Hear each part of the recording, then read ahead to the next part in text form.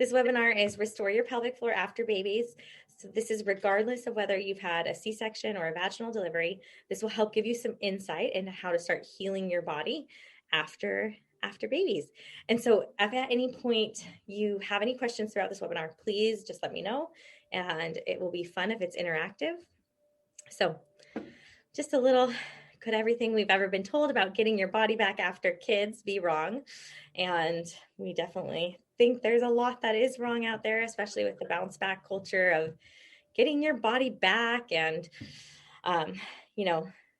killing ourselves pretty much postpartum to try and get fit or whatever you perceive to be your dream body or your previous body.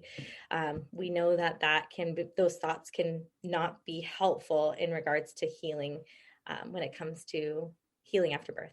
So I also want to just mention that Kegels are not the answer. And I'll get into that a little bit further, but most of the time we start people on an anti-Kegel diet. That is actually what we do during pregnancy, and a lot of times what we do initially after birth as well. And so we'll talk about that and when Kegels are appropriate and then what you should be doing.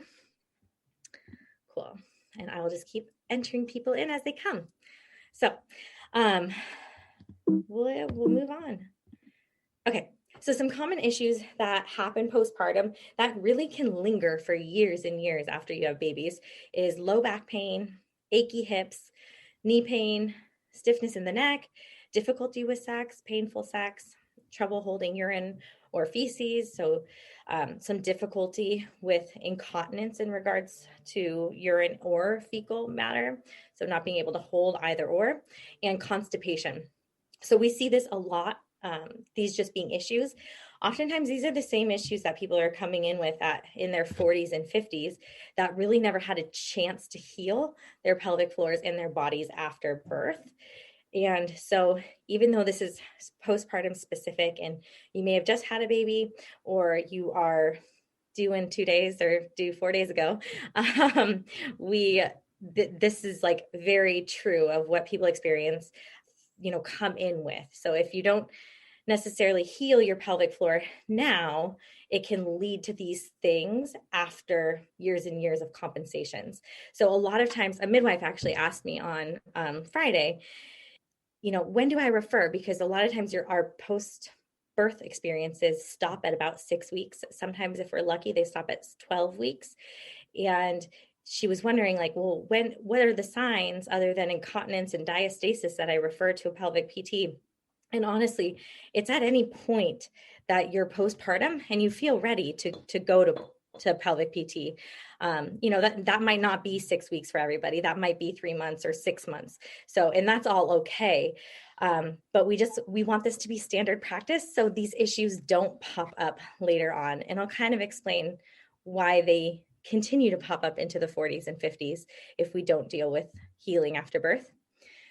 So a lot of the issues I just talked about, the root cause is the lack of core strength, and core strength does not mean Kegels. So we'll get into what that looks like here in just a second. This is a little anatomy overview. It's kind of a lot going on here, but if you look at the top right corner, you'll see the abdominal wall, you'll see the transverse abdominis muscle, and on the front, the bottom is the pelvic floor and the top is the diaphragm. These are really important muscles and working together to create a strong pressure system. So the pressure system is what is core strength.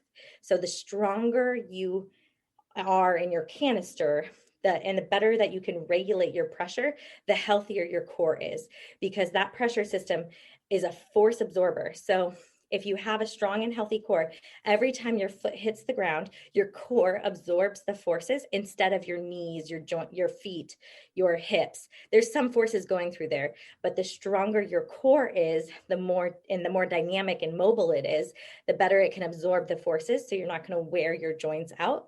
And the better you can support your pelvic organs, so you're not susceptible to things like prolapse and incontinence. So those are the couple I'm going to talk about right now. So the pelvic floor. So I'm going to show you my model here just to be acquainted. Here we have the anus, the vagina, the urethra, and the clitoris. Hopefully you can see that okay. I'm going to give you a up close and personal shot of it. So those are the three holes that go through the pelvic floor. The pelvic floor has three different layers. This is the first layer. So it's not just one muscle. This is the first layer. The second layer is a fascial layer with some sphincter muscles. And then the third layer are these deep, deep muscles here. And oftentimes people may have tearing after birth, and that will happen in this first layer. That can be anywhere throughout this first layer. And then I'm going to come back to the rest of that. But then in the second layer, a lot of times people who have cesarean births, they will have a lot of tightness in that second layer. And so their pelvic floors are also affected by the fascial connections to the abdominal wall.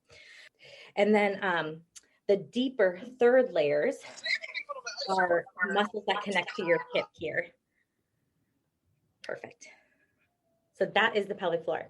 Any questions on pelvic floor before we start talking about what it's going to take to heal it? Let's see if there's a chat box. Let's see. Feel free to drop anything in the chat as we go along if you have any questions. Great. Now oh, yeah, go ahead. Oh, I'm unmuted. Okay. My question is, how does suturing, like if someone has extensive tearing, but it's all in the first layer and they had a lot of repairs, how does that affect the healing process for the pelvic floor? Yeah, I love that. That's a great question. Thank you for asking that. So if there is tearing in any of the layers and there's sutures, it just means that the muscle is going to have scar tissue in it. When there's scar tissue in the muscle, its ability to contract and relax isn't as effective.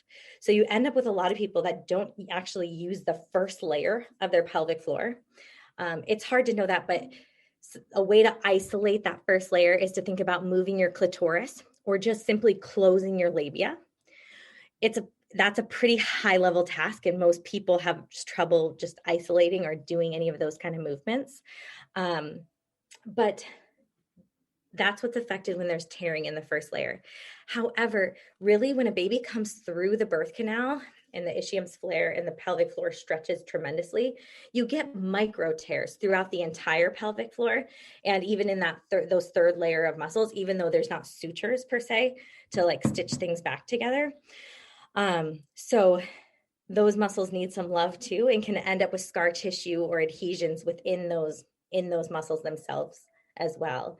And again, it pretty much means that there's weakness. However, when there's any childbirth, really through the vaginal canal or even through cesarean, we tend to end up with a more tight pelvic floor. And that's why we talk about the anti-Kegel diet, or not Kegeling after birth. Or if you Kegel after birth, let it be like right away, but then start working on opening the pelvic floor. Because if we just keep Kegeling, we're kind of just holding things around the scar tissue and not actually opening up the scar tissue itself. And if we can't have that dynamic movement of the pelvic floor, all of a sudden it's not this beautiful force absorber that it needs to be for the core. Okay, I'll talk a little bit more about that come down the line here. So pretty much our rule of thumb for anyone who is delivering a baby, we say within the first 6 weeks, it's okay to do some Kegeling. So when I say Kegeling, I mean pelvic floor contraction. So imagining like you're closing your labia or you're moving the clitoris. So this is how I'm talking about Kegeling or activating your pelvic floor muscles right now. And I'm going to take it a little deeper when we go a little bit later on. But those are the initial muscles, and you can start contracting those immediately after birth.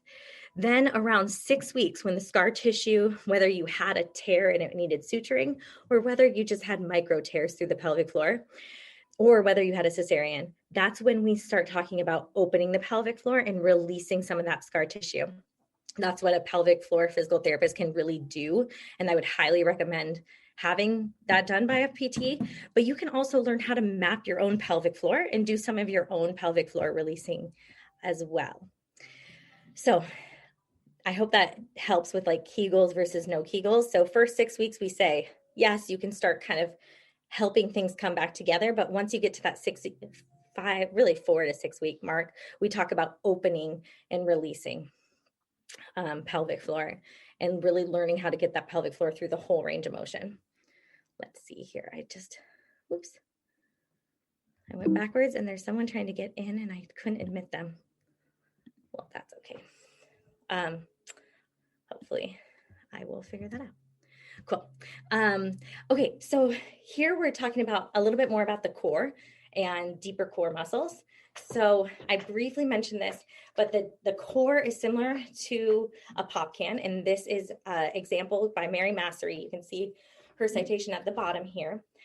And pretty much the pressure that is within a soda can is really, it's hard to squish this can. So if I was going to try to squish this can, while there's no hole in the core, then it would be really hard. And that's what you want your core to be. You want your core to be really rock solid and use the pressure and tension of the walls, whether that's your pelvic floor, whether that's your diaphragm, your abdominal wall, or some of your back muscles. You want those to have really good tension. So I'll take this even a step further. If you've heard about diastasis recti, the gap that can happen between the abdominal walls, the point of healing that and what research shows us through ultrasound is that we don't actually close the gap. It's actually that we generate really good tension in the abdominal wall that you can't feel the gap anymore. So there's still actually a gap there, but the goal of healing diastasis is to just generate really good tension. That's how you know that you've healed and have a functional core. Okay, if I go to pop the top and all of a sudden I lose that natural pressure, then my core, I can squish my core. I'll take a sip. Well, just a mess. But so the goal is to then we have a problem. We have, walls that don't have as much tension, and we have issues in the pressure system. If this was the case, so many times postpartum, the issue is that our pelvic floors were overstretched or our abdominal walls were stretched even throughout the entire pregnancy. And that has decreased the tension. So the goal of rebuilding the core is to bring the tension and the pressure back to these core muscles and help the muscles come back to their natural length. Okay. I kind of discussed this a little bit, but to Kegel or not to Kegel, the importance, really, truly, it's not about Kegeling per se. It's really about the muscle being able to open fully. And the reason I harp on this so much is because most people, especially that have given birth, walk around with their pelvic floors contracted. I hardly ever see someone who's had a baby that I'm like, oh yeah, it's just floppy and you need to just do Kegels. It's a 1 in a million. And I think I've seen like one time in my life that's actually been the case. Most people need to work with opening the pelvic floor first, reducing some of the restriction and tight muscles within this pelvic floor before they really begin contracting. The issue is if you're just doing Kegels and you only work in this range of motion, you're going to end up with a contracture. So if it was my bicep and I'm just doing this, you're going to end up kind of stuck here. Then all of a sudden you can't raise your shoulder and you can't do other things that you need to do with your arm, like straighten your arm. So you get stuck in this position. So the same thing is true with your pelvic floor. Most people are operating here, and we want to teach you, especially after kids, to operate here. So have this be your resting tone, but be strong enough to kink anything off. Like if you go to sneeze and you need to pee, but you aren't close to a toilet, you're able to kink it off so you don't pee your pants. So that is what we want a full range of motion Kegel to be.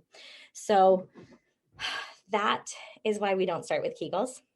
Healing the muscles is the important part. So reducing the scar tissue, we do that through soft tissue mobilization. A lot of times we do manual therapy through the vaginal wall, but really through the entire core. So some of the glute muscles, so a lot of the abdominal wall, we'll do some hands-on manual therapy to help bring it back to its resting position on top of doing some exercises.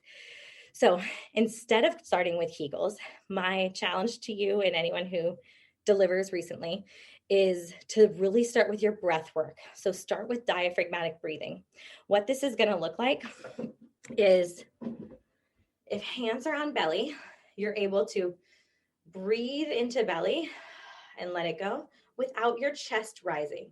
So during pregnancy, our diaphragms lengthen, and because our ribs flare. Part of rebuilding our core, we want our ribs to come back together. We want our diaphragm to shorten. The first way to start doing this is do some breathing, really bringing diaphragm down into belly. When we're able to bring diaphragm down into belly, our pelvic floor, we want it to happen naturally, but with scar tissue, it doesn't always happen naturally. We want, as you inhale, so into belly, like this, the pelvic floor, so as the diaphragm comes into belly, the pelvic floor should open and drop down to the floor. So that is the dynamic pattern of what should be happening just naturally as you breathe.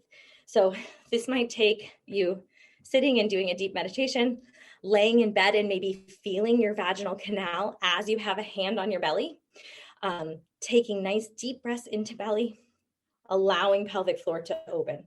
So that is the sequence. It's a sequence that we train for all of our prenatal prep as well.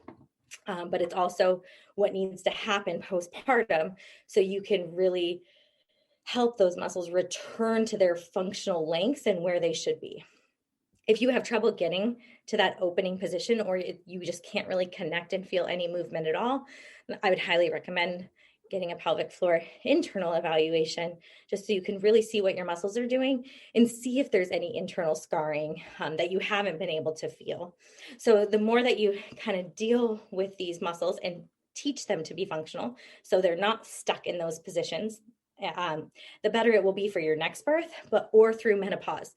So a lot of times what I say is that really tight pelvic floors, they almost lose some hydration and blood flow. They just can't open as well. And what that starts to feel like is, it's from a clinician perspective, it will feel like the muscle is kind of like a beef jerky, a really tight beef jerky muscle. Whereas with some nice training and some nice manual therapy, we can turn that muscle into a steak.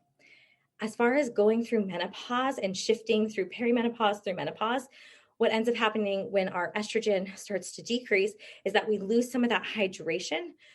So if your pelvic floor had any difficulty with that before menopause, it's going to have even more difficulty throughout menopause and afterwards. So most people assume that when they're in their 60s and 70s, they're just going to be peeing their pants. But my whole goal in life is that we can recover postpartum so that we can really heal these muscles, so we don't end up having to deal with peeing our pants or not having the pelvic floor be a force absorber, and then wearing out a knee and then dealing with a hip because we haven't dealt with the root cause of what's causing those causing those joints to go out or not work for us. Cool. So we start with breathing. That is the main thing. So I'll take a breath here. Cool. Any other questions about that? Or starting with Kegels versus not Kegels? So it's kind of a lot of info. So I'm just going to go through the next thing, and it might seem silly, but this is so important, not just postpartum, but really for the rest of your life. Because if you can do this and have this kind of bowel movement, you're going to start to develop really good control of your pelvic floor. So when we go to have a bowel movement, our pelvic floor has to open and be dynamic so it can open. I usually say that you want your stool consistency to be a point at which you can just breathe the poop out of your body. And so you don't have to strain really hard or at all, especially if you just had a vaginal delivery or a cesarean, because you don't want pressure at all. And so, within those first few days of birth, especially, this could not be more important. But it's also extremely important wherever you are in your lifespan, just so you can protect your pelvic organs. So this is how we do it. So if you see me here, I tend to teach it where you lean forward or you're in kind of a slouched position. What this does, or if you have a squatty potty will get you in this position. It straightens the chute, so it's called your anorectal angle, and it just straightens it. So it's easier for the stool to just get out of your body. So if you're in this position, you'll start by taking 3 diaphragmatic breaths.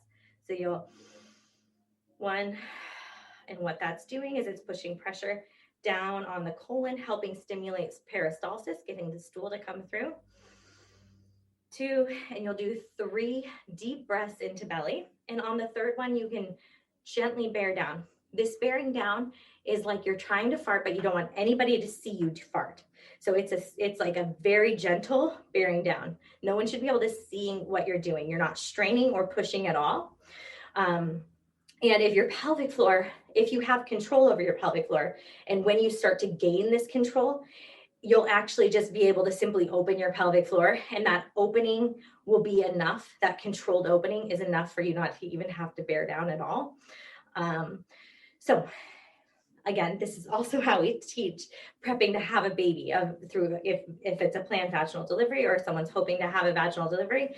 This is the I want to say quintessential. This is an extremely essential part in order to prep for that delivery, because these are the same mechanics that we teach for pushing, with a little bit different for the breath, but same mechanics. Cool. Okay, so we talked breathing, we talked bowel mechanics, how to have a healthy bowel movement. I encourage you to teach your children, if you already have children, or as you start to potty train, definitely like bring this up. This is how we should all be pooping. But most of the time, especially as women, we get to the toilet and we're like, just get this out, get it done so I can go pick up my kid or do whatever, and so it's a challenge, and it takes dedication to sit on the toilet and to breathe. So I challenge y'all to do that. Cool. Okay, so the second muscle that we'll bring in. So we talked about the diaphragm, we talked about the pelvic floor and opening up pelvic floor. Really, I guess that's where I'll leave that. Once you get that range of motion, you can start doing more contraction for pelvic floor. But I would say that takes time to get. So the biggest thing, and some people I have on the anti-Kegel diet for a year or 2. I mean, Kegels aren't necessarily like the end all be all. And some people's bodies have a hard enough time finding that opening position that the goal is always to be in that open position and not have to work so hard, not have to work so hard to open it. So the next move that we'll talk about here is called finding your transverse abdominis muscle. So in one of the slides previous, I'll just go back here. This abdominal wall muscle, that big broad muscle, is actually your transverse abdominis. See if there's one more on here. No, there's not. That's okay. So this is a transverse abdominis muscle, that big broad muscle where it says abdominal wall. There's multiple muscles on top of it, but the transverse abdominis is the deep one. And so finding this muscle without using your obliques. So some people think it's just taking your belly and pulling the belly in. And that's not really true, because that's going to fire your obliques if you're recovering from childbirth or recovering from a diastasis. So that abdominal separation, the more that you continually use your obliques, that's just going to pull your separation a little bit further. So we don't want that to be the case. We want to train your transverse abdominis to work independently of the other ab muscles. And is that fair to say? There's probably some overflow, but we want the transverse abdominis to be the driver of the movement. The other beautiful thing is that if you can isolate your transverse abdominis, then you'll get a little bit of, a lot of times the bladder will lift up and the pelvic organs will also lift up with this. Postpartum, many women have pelvic organ descent. So whether that's of the anterior wall, so sometimes the bladder can come in a little bit, sometimes the rectum can come in a little bit. And so the more better. The more we can restore our natural pressures, or the more that we can help these organs kind of shift back into their places, the better we will be at keeping them in their places. So learning how to do a transverse abdominis contraction is really important. The other thing I'm going to say to that is, most of the time people with pelvic organ prolapse or some descent often say they feel pressure, maybe in their perineum or in their vagina, or they know something's in the wrong place that wasn't there before. Sometimes they say maybe they're just peeing, or oftentimes they're queefing, so making vaginal noises. And those are common things to hear when someone has a pelvic organ prolapse. And so just keep that in mind. If you're experiencing any of that, those can be signs of pelvic organ prolapse. And I would definitely recommend getting a consultation by a pelvic expert PT. The other thing I'd like you to know is that Kegels don't solve pelvic organ prolapse. So I just have to make this a side note and make it evident, because people think they want to tighten to hold their organs in.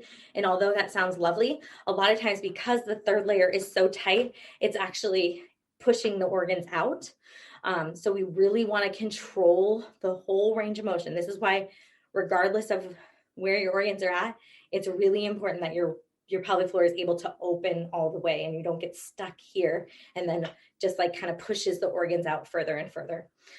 So that's all I'll say about that for now. We'll talk about finding your transverse abdominis, since I just went on a tangent. So the transverse abdominis is going to be, if you think about from pubic bone to navel, so pubic bone to belly button, and you think about gently, so if you're pregnant, you can gently pull the baby up and in. But if you're not, a good way to find this is by bringing your hands right next to your hip bones and just gently pulling up and in, thinking about lifting your bladder. But this is not a Kegel, and we do want to isolate this from your pelvic floor. So if you can think about, if your bladder is right here or right at your pubic bone, you just think about gently lifting that. If you had a C-section, it'd be at your cesarean scar. We want to firm it. When you contract this muscle appropriately or without in the correct right way, it will generate a firming response. So you almost feel everything kind of firm in and up and not push out. If you feel anything pushing out at you, we want to train it to go the other way. Any questions there? I'll just take a look. Cool. Okay. So that is your transverse abdominis contraction. I recommend starting this immediately after giving birth, pretty much when you start to move your body, pick up your kids. That is more strenuous than this exercise. So I talk about finding this muscle and starting to train it right away. So I say do 10-second holds 10 times and really start to get this muscle to come back. The goal is also to not Kegel or not activate your pelvic floor when you are activating this muscle. Cool. So just a little bit about body mechanics with a newborn. So we talked about feeding baby and having baby. First off, our bodies are recovering from this 9 months of expanding and relaxing, and our core hasn't come back to support that increase in movement and increase in our joint movement. And so we're more susceptible to things like neck pain and back pain. When you're breastfeeding, estrogen tends to stay depleted longer. Our joints don't actually recover until about 15 to 18 months after we're done cease breastfeeding altogether. It doesn't matter if you breastfeed one time a day. It doesn't matter if you breastfeed all day long. As long as you're lactating at all, your body is still producing these hormones and your joints are still still lax. So even though relaxin, the thing that makes our joints really lax, isn't in our body, it goes away like 3 days after childbirth. Our joints don't just automatically heal and come back together. That's why restoring our core is important as well. So as far as breastfeeding and feeding baby, I like to say it's really important to be supported with pillows. Having a lactation consultant is also a great thing to have, just to look at body mechanics and to help support where the baby is and how you're holding baby. But one thing that we see a lot is wrist pain and shoulder pain and neck pain after delivery, just from holding baby, feeding baby, regardless breast or bottle. But when you're holding baby, we like to say, try and keep a neutral wrist. So we don't want this to happen. So a lot of times when we're like supporting the head, you want to find yourself a position that you can almost be completely hands-free with your baby. Your wrist can be in a neutral position and you can just be supporting here. Obviously, once you get the latch or once you're, in a good position with bottle. The other thing is to avoid constantly looking down. And it's so hard, especially in the very beginning when you're just feeding nonstop, to not be on your phone. But that being on the phone while you're feeding is just reinforcing these same muscles that can get really overused postpartum. And so it can create a lot of wrist and thumb pain. So save it for when you're not feeding, or just try and like finger the phone a little bit more than you're thumbing the chat at all. Okay, so movement with baby. So as far as body mechanics go, I want to talk about when you start to move. And I would argue that you could train your body to do this for the rest of your life, just like the bowel mechanics.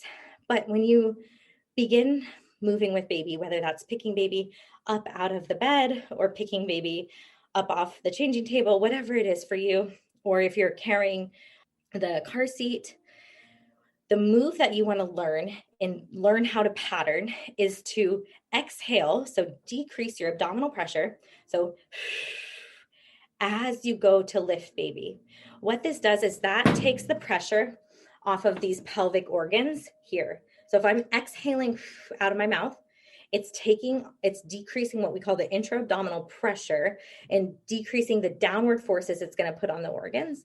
So I like to tell people from immediate postpartum to, really, if you're dealing with pelvic organ prolapse for the rest of your life, I like to say you're exhaling or blowing as you go. So that is the most important thing when thinking about moving with baby or your body mechanics in and of itself. As far as like even going from sitting to standing, you can start to pattern that yourself. So exhaling as you stand up in space, or exhaling as you get out of bed. Pretty much anything you do that's strenuous or takes effort, we're exhaling. You're going to naturally, with that exhale, because we've been practicing our breathing, right? Our diaphragm drops as you inhale, the pelvic floor opens as you inhale. As you exhale, the pelvic floor naturally recoils. So I'm not telling you to Kegel, but I am telling you to breathe out. And as you do that exhale, you will get some natural recoil and lifting of the pelvic floor. Your case and whatever's happening for you is extremely specific to you and your body. So if you go to a therapist or if you come here and we say something different, it's most likely because we're trying to balance what is firing for you. So maybe that movement needs to be led with something else, and we would tell you to Kegel, or maybe we're telling you not to do that because it's pulling on your tailbone too much. So this is a very general thing and not globally what we end up saying and seeing. But if you have something else going on, don't be surprised if it's a little different for you or your body. So this is blow as you go. Daily activities in your postpartum body. I like to say these are the exact same as they are prenatally. Our skeletons, like I said, for even 18 to 15 months after you stop breastfeeding. For many times, many people are pregnant by then, again, or they are, 3 years or 5 years postpartum at that point. And so it's just important to respect that our joints are still healing and they're not to their normal stable place, and your core might not be back to where it was. So I like to say, as far as sleeping position goes, keep a pillow between the knees, keep your head supported. So if you're side sleeping, you have a pillow between your knees so your hips are aligned, so your spine isn't twisting and turning. I like to say, keep your body pillow in bed with you while you're going through this phase. Let's see here. I saw a question pop, but I can't seem to find it. Cool.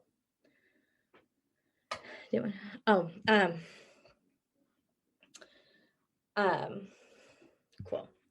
I will answer. Oh, yes. Okay. Thank you. I know I said that and I kind of regretted it at the point that I said that. So thank you for catching it. It was hilarious, I thought, as well. Okay. So the other thing, like getting in and out of the car. So even though you're not pregnant anymore, you're still susceptible to pubic bone pain or pubic symphysis dysfunction. That's pain like right at the middle of the pelvis. And so a lot of times when we get in the car, if this is my car, we step into the car. So I like to say it's still important, especially in that first 6 to 9 months, that you sit in your car and then bring your legs in the car, you're just really trying to respect keeping your legs together without stressing or straining with asymmetrical force, that pubic bone. So those are a couple of like daily habits that you should just be aware of and should be a little helpful as you're recovering postpartum. I want you to know that as you inhale with your breathing, your pelvic floor should open. I like to do this as a meditation every single night, like a 5-minute meditation. So you can do guided meditation, however you meditate, or you don't. But I like to just put my hands on my belly, lay in bed, think about opening pelvic floor as I breathe, and let it go. If you fall asleep doing this, even better. This is an exercise, even though it's only breathing. So that is really important. And then the initial phases of starting to activate and isolate that transverse abdominis. Those are really the two things that are going to help restore your core for a lifetime. Once you get that activation and your TA involved, your pelvic floor involved, what we start to do as far as adding exercises to that control is we immediately start strengthening the butt. So finding butt exercises that you can do. And we prescribe those specifically. It's hard to just give out general stuff without knowing exactly what's going on in the body, but starting to fire the glutes. So the buttocks is really important as well in healing, because postpartum, you don't get your hip extension back until about 6 months postpartum. And you really don't want to be doing anything like running until you have that hip extension, because that's just going to put a lot of stress on your joints. So there's that, getting your glutes firing. And then what we also do as far as retraining the entire core is teaching the shoulder blades, the lower traps and the lats, to work with the glutes and the transverse abdominis. And then that's how we maintain and build a powerful core,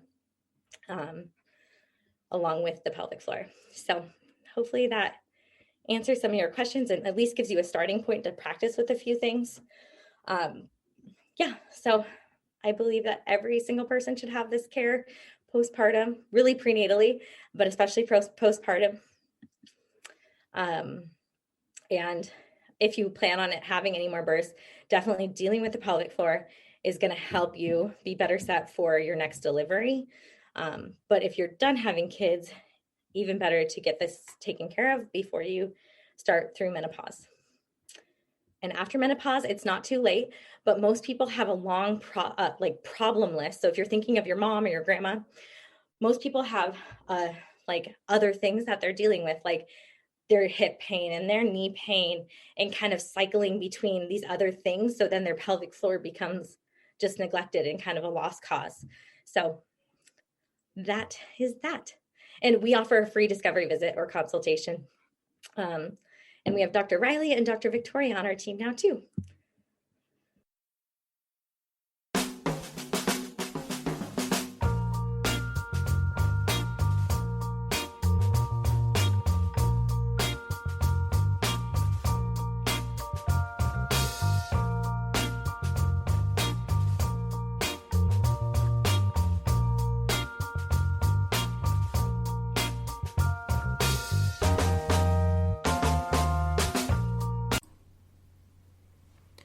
The Edmonds Mom's Room podcast is brought to you by Body Motion Physical Therapy. We help women through pregnancy and beyond so they can live active, confident, and healthy lives.